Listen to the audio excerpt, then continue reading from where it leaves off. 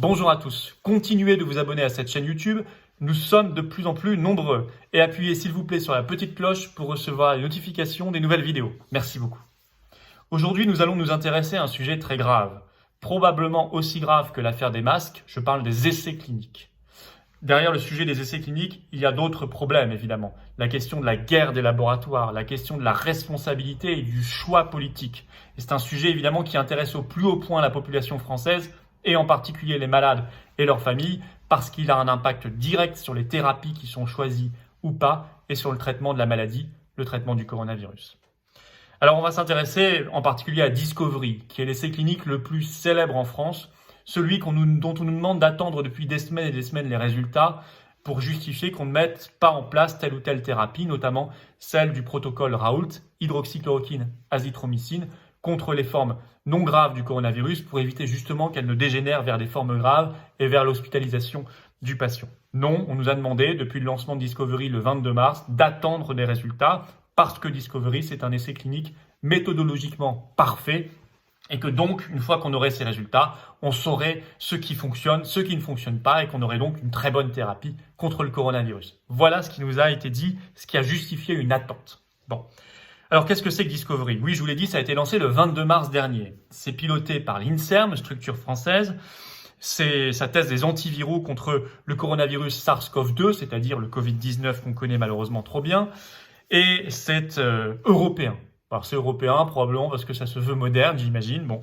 Et donc ça cible 3200 patients européens, dont 800 français. Des patients sévèrement atteints, hospitalisés, c'est important. Et donc, puisque c'est une dimension européenne, il y a la France, mais il y a également d'autres pays impliqués. On peut citer Belgique, Pays-Bas, Italie, Espagne, Portugal, Autriche, Allemagne, Royaume-Uni, en plus de la France, je vous l'ai dit. Alors, il y a 5 groupes. Un groupe témoin qui ne reçoit que des traitements contre les symptômes, mais pas d'antiviraux. Et puis 4 soins donc, qui sont testés sur les 4 autres groupes. D'abord, le Remdesivir, qui est un médicament du laboratoire Gilead. Deuxième groupe, c'est l'Opinavir, Ritonavir, plus connu sous la marque Kaletra, qui est un traitement anti-VIH. Le troisième groupe, c'est la même chose, plus l'interféron bêta. Et le quatrième groupe, c'est hydroxychloroquine. Mais attention, c'est pas du tout le protocole Raoult qui est testé dans ce quatrième groupe. Non, c'est juste de l'hydroxychloroquine, il n'y a pas l'azithromycine. Et je vous l'ai dit, sur des patients hospitalisés sévèrement atteints, ce qui n'est pas du tout le cadre d'efficacité du protocole Raoult qui marche sur les formes bénignes avec des symptômes faibles ou moyens pour éviter justement l'hospitalisation. Donc en début de maladie. Là, on n'est pas du tout en début de maladie. Bon. Alors, dès le départ, dès les premiers jours de ce traitement, enfin de cet essai clinique, des alarmes ont été tirées.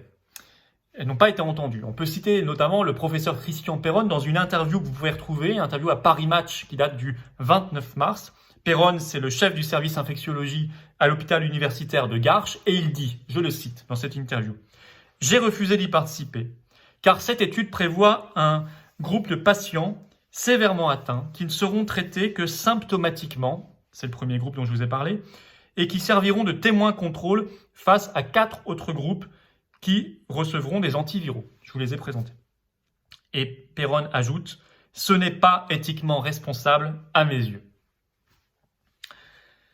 Le professeur Raoult lui-même, dès le 26 mars, dans le journal Marcel, c'est en ligne également, dans une interview, a franchement tiré la sonnette d'alarme en disant « Si on avait envie de prouver que ça ne marche pas, il parle de son protocole, on ne s'y prendrait pas autrement. » Puisque je vous ai dit qu'il n'était pas testé dans les bonnes conditions.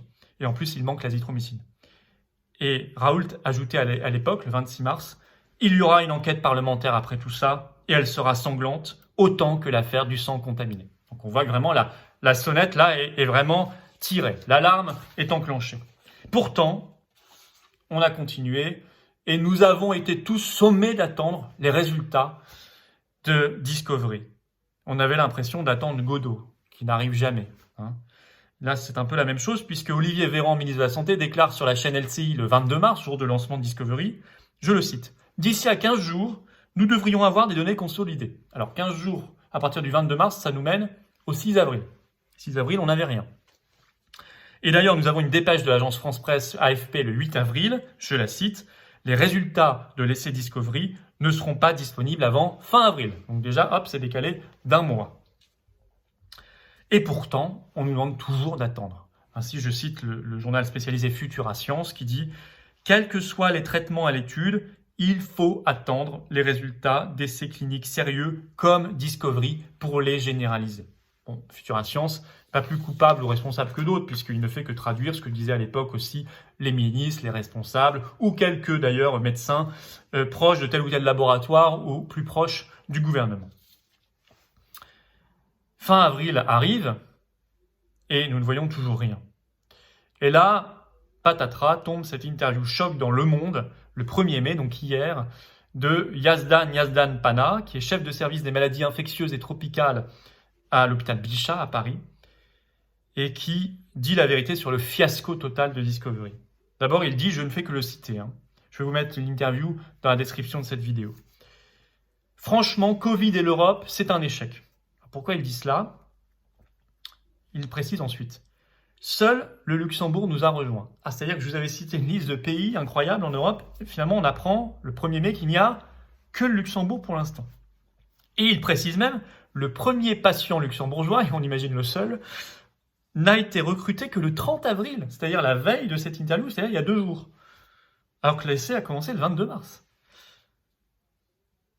Et ensuite, il précise, à la demande du journaliste. Allemagne, Autriche, Portugal, les discussions sont toujours en cours.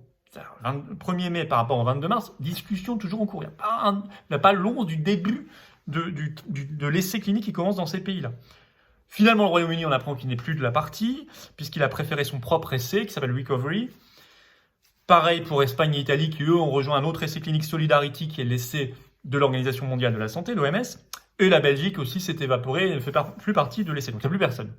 Et même le quota français de 800 n'a pas encore été atteint ce 1er mai, 730 Français sur 800. Donc un seul luxembourgeois, 730 Français. Donc on est très loin des 3200 patients européens.